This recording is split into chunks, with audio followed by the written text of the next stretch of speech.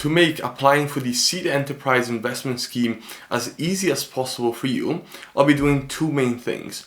Number one, I'll be sharing my screen so you can see exactly what needs to be done step by step. And number two, I will link in the description below free resources and templates that you can easily download right now.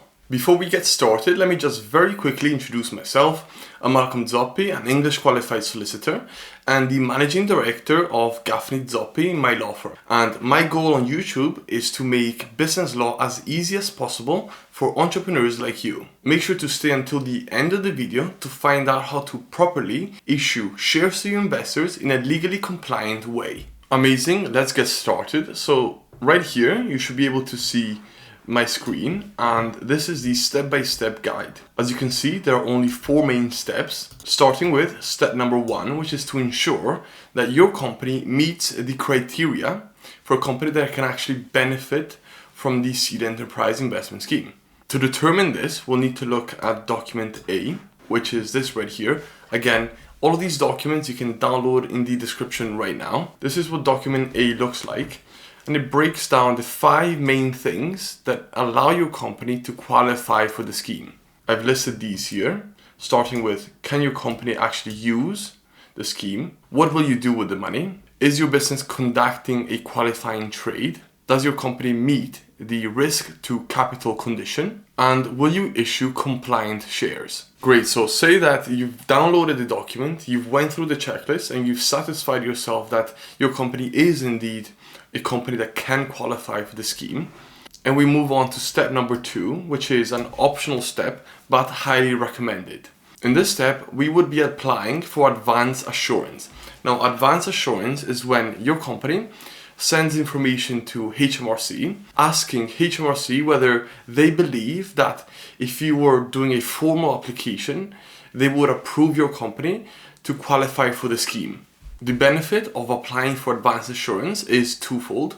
Number one, you can use the positive response from HMRC to show to your potential investors. And secondly, if HMRC instead gives you a negative response, meaning you would not qualify, at least you have that feedback. You can try to improve your company where possible. Okay, to fulfill step number 2, we would first want to download document B. This is what it looks like. Again, it's a checklist. This is of documents and information that you will need to have available to submit to HMRC.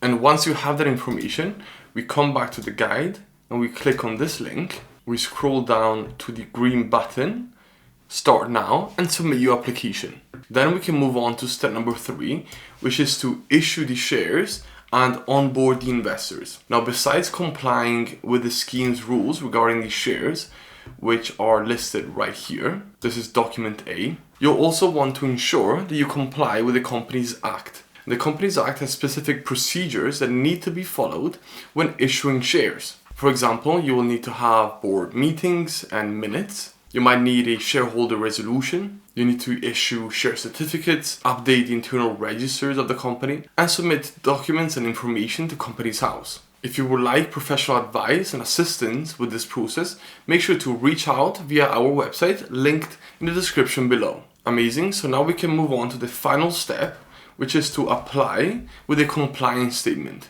You'll want to first look at document C, and this is what document C looks like. And it tells you 2 main things. Number 1, are you in a position where you can actually apply? And number 2, if you are, what documents and information do you need to have to give to HMRC? By the way, this information will be very, very similar or the same in many cases as the information that you used to apply for advance assurance. Very briefly, you can only apply with a compliance statement to HMRC if at least one of these 2 conditions are met. Number 1, you have carried out the qualifying trade for at least 4 months.